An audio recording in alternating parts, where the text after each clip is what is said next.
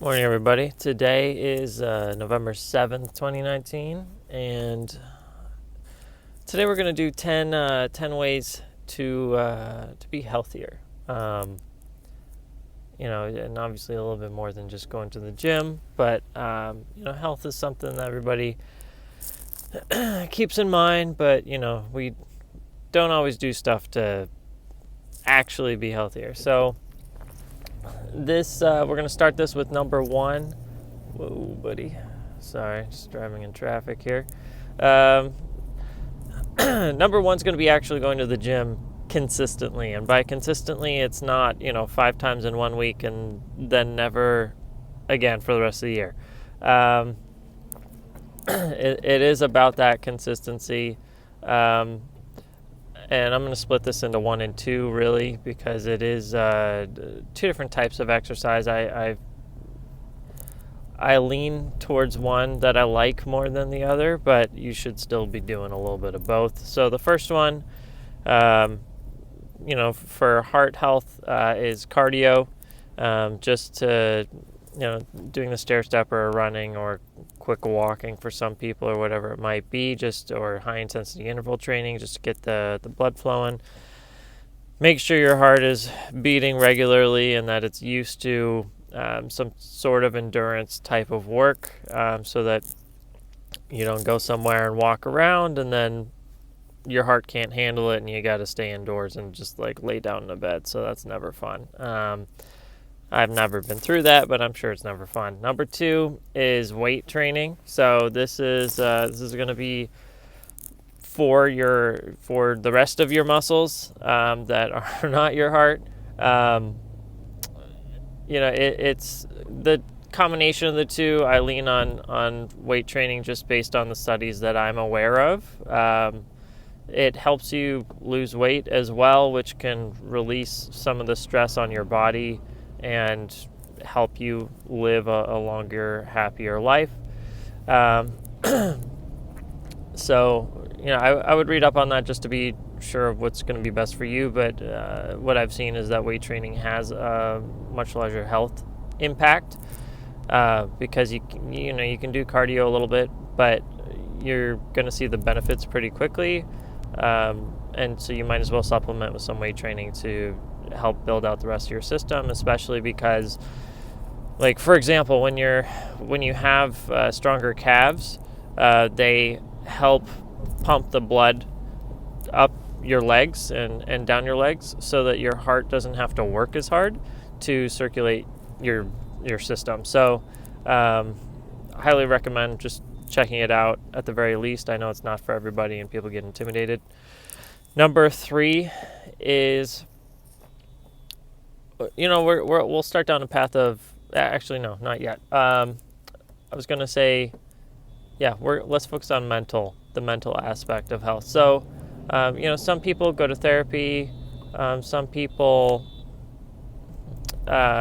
meditate, but whatever it might be, make sure that you're doing something to release the stress on your mental side of things.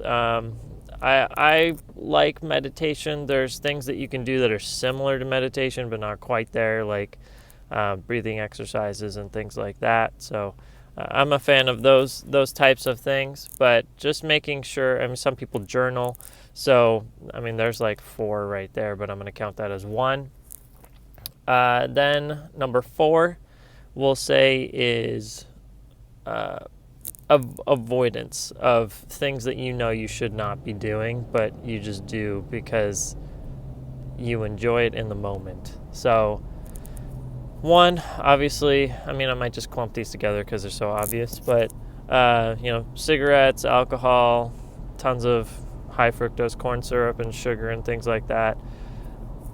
Just in moderation. People have, including me, have a lot of trouble with the word moderation. It's typically kind of an all or nothing. Like, I know, for example, if I start, I have a sweet tooth, so if I start eating sweets at the beginning of the day, it's kind of downhill from there, and then I'm almost like, oh man, I don't even feel like going to the gym anymore. So don't go down that path. Definitely try to stay in the lane. Say, okay, I'll have 2 bites of something, but I'm not going to have like 8 donuts. Don't do that. I'm certainly capable of that. So, wow, that was only number 4, even though that was like 8 of them. All right. People actually talk about being in nature as one of those things that's super helpful for health. So I'm going to mention that one. Get out without your phone. I mean, it's incredible how everybody feels this. They talk about like phantom vibrations when you receive a text message, but you didn't receive a text. Like your brain feels like you did, even though you didn't. So just get out, get in nature, get disconnected. Breathe in a forest, whatever you want to do. Number 6,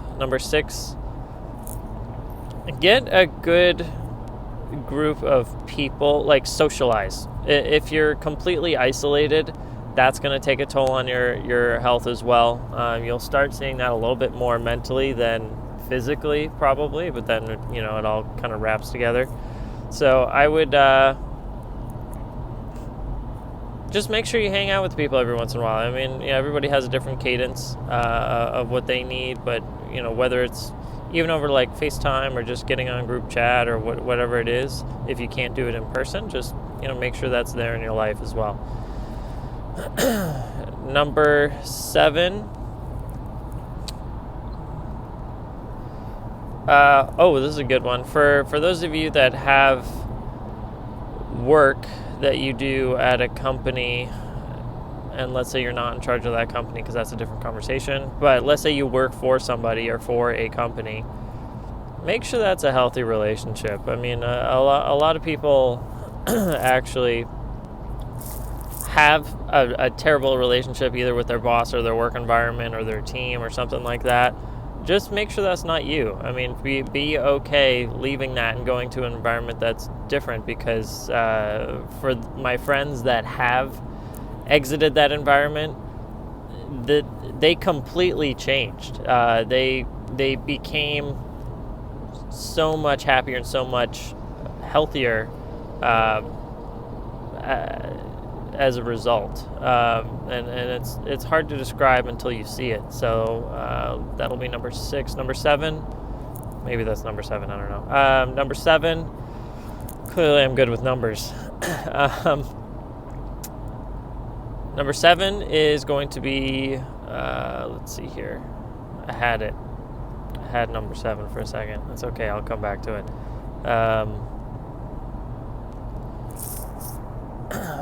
You know what actually helps me out? Having a specific morning routine. And, making sure you can do it wherever you are. But whatever that routine is, as small or big as it is, just make sure to do it. It helps your morning, helps you feel a little bit more accomplished with your day, which gets your mindset going. I'm a big fan of that. Number 8. Try this. If it's give yourself a limit of, like, in terms of distance of mileage or something like that, or blocks or whatever, and say, if I'm going to a place that is less than this distance away, I will walk there or bike there instead of driving. Me included. There's a lot of folks that just drive, and it's not the best habit to get into. I know I would rather walk, but sometimes convincing yourself to walk is not such a simple ordeal. So number 9. Let's see. While I park here, but 9 is going to be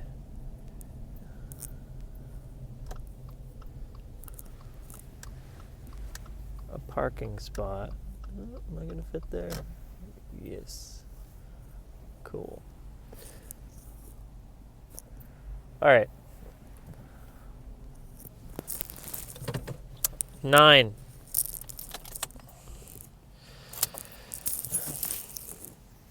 I don't know why I get to like 8 or 9 and then I start struggling a bit.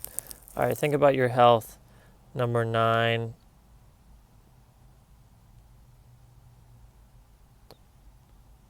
Focus. I know I talked about this the other day, but focus on.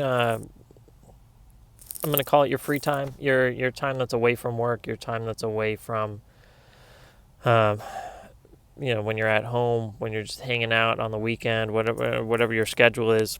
Everybody has a little bit of time to themselves.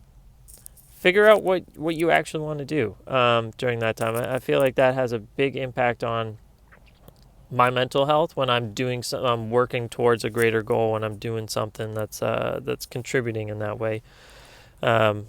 So do that. Number 10 is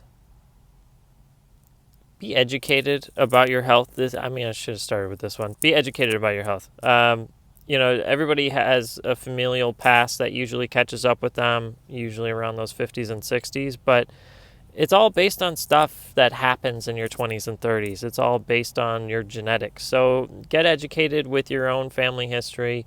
Get educated with how to prevent that, and make sure you're active in preventing it. I don't think it's that hard to do as long as you know what's happening. Because if you don't know, it creeps up on you. You end up being unprepared, and then it causes havoc. So don't let that happen to you. See you tomorrow.